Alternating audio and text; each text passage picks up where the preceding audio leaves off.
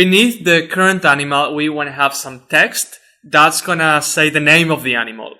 We've already had the text in our animal data array from the start. That's what we call text here. We're not using that so far, and we are passing that to custom parameters.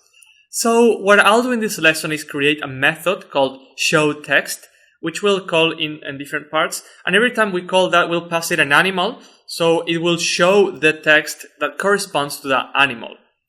When we are changing animals, the text will disappear, and it will appear again once the animation is completed. So where is that showText gonna go? After we define this the current animal at the start of the game, I'm gonna do this.showText and pass it the animal. Where else am I gonna show the text? Well, I'm gonna show the text when the animation is completed.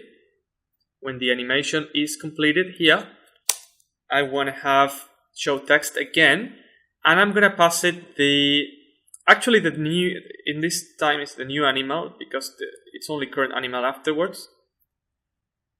And that's about it. When we are switching animals, I want to have the text hidden. So I'm assuming there will be a property called animal text, which will be a text for an animal.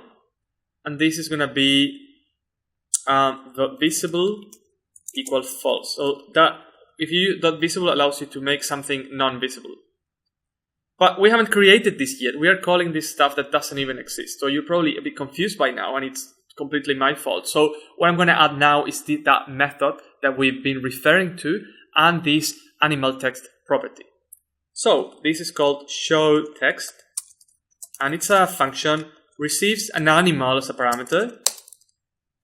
And if this hasn't been created yet, if animal text doesn't exist, then we are going to define it, of course. It'll be this.animalText equals this.game.add.text. We are adding a text object. You can take a look at the documentation for the text class for more details. This.game.width divided by 2. So the position in X is going to be in the middle. The position in Y is going to be about 85% of the height, somewhere around here. So I'm just going to go game.height times 0.85. It's not going to show any text for the time being. I want to set the anchor of this text to be 0.5 so that we are targeting the middle of the text. We're positioning it by its middle, not by its top left corner. We want to make sure that this text is being shown because you saw that we made it invisible.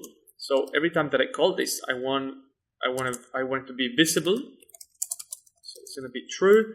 And also it's going to take the value for text, the value of the animal, animal.customparameters.text. Let's give this a go.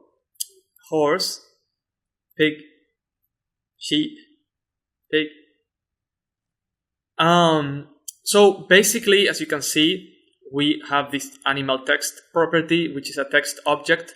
We are positioning it, and we make it visible and invisible as we move. So when we switch animal, we make it invisible, and then when that finishes, we make it visible again. And also, the last thing I want to add is actually some style for this text, because I want the font to be red, and I want to be able to define the some other aspects too. So this is going to be bold. This is the size 30. It's Arial. You can find all of these details in the documentation for the text class.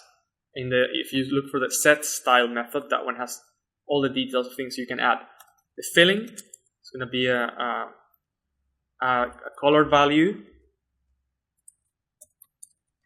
which is going to be red, and it's going to be aligned in the center. Whoops, this should be string.